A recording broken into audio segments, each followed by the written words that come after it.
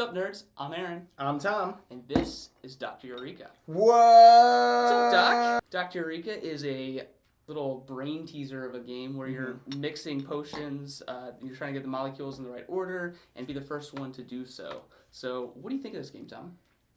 This game is stupid fun. And I mean that in two ways. One, this is stupid, you know? But it's fun. But it's so fun that it's stupid. I'm insulted. I insult myself by how much I love this game.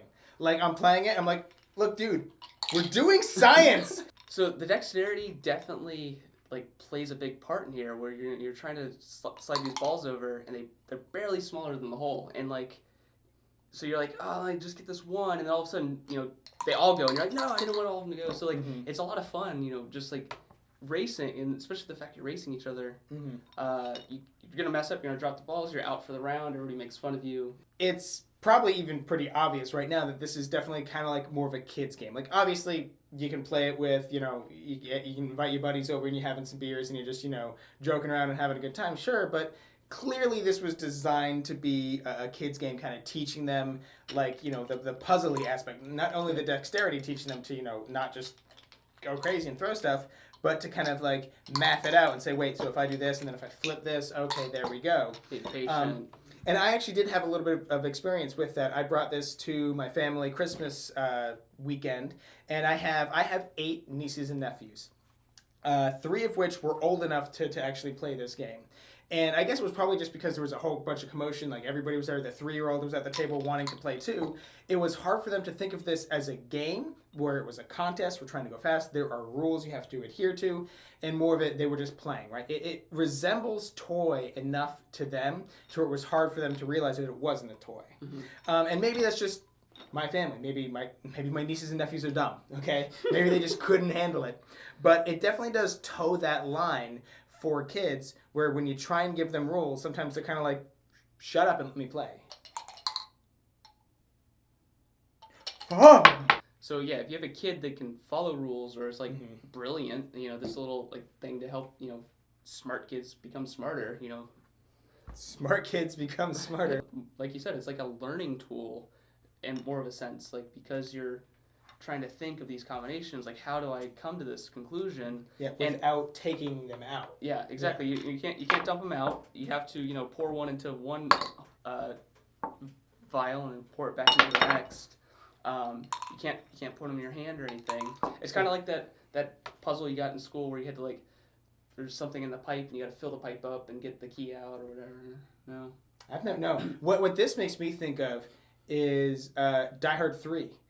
Where they have the 5-gallon jug and the 3-gallon jug and all the water, and you have to put exactly 4 gallons. That's exactly what this is. Because the number one, thing that you have to, and I think it's almost, if you have a kid who's not getting it, this should be the thing that you tell them is kind of the hint, is you should work on 2 and have a third one for storage. Because that's the one thing, is think about the negative space. That was the key in the Die Hard water jug thing, was think about the negative space. If you fill this 3 up, then there's 2 left over. 2 and 2 is 4. There you go. Do that twice. That kind of thing. Positives. It's a very quick game. Yeah. So you can use it as a filler game, just waiting for people. You can use it as a teaching tool. The quality is great. These plastic tubes are good. They seem to travel very well. You do seem to get these little rings from the balls going around and around, but it's not going to affect anything. I think they can kind of wipe out of there. Cards are good quality.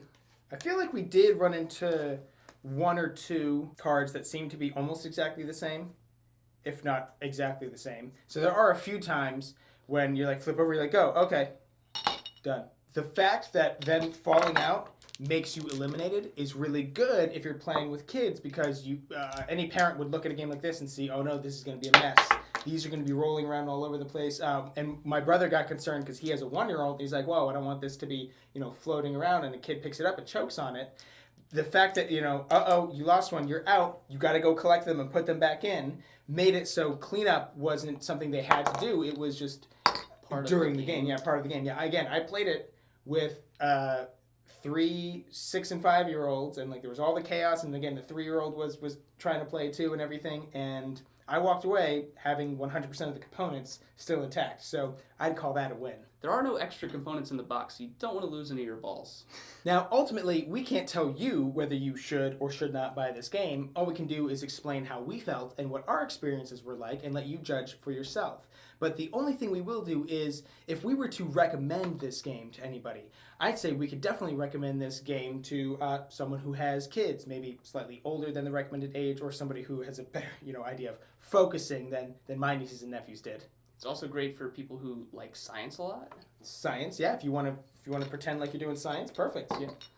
Math nerds or couples, like if it's a great 2-player game, like 1v1, just like racing to kind of like fumble these molecules together. Like, true. Absolutely. Or hey, if you're a kid at heart and you want to do this science thing, you want to just goof around, you want to crack open a couple of beers and play this along with Jenga or Click Clack Lumberjack, I definitely put it in that category. And if that seems like something you're interested in, go ahead and click the buy link down below. And while you're there, don't forget to subscribe so you'll never be bored. Aaron's sitting on a pillow right now because I'm taller than him.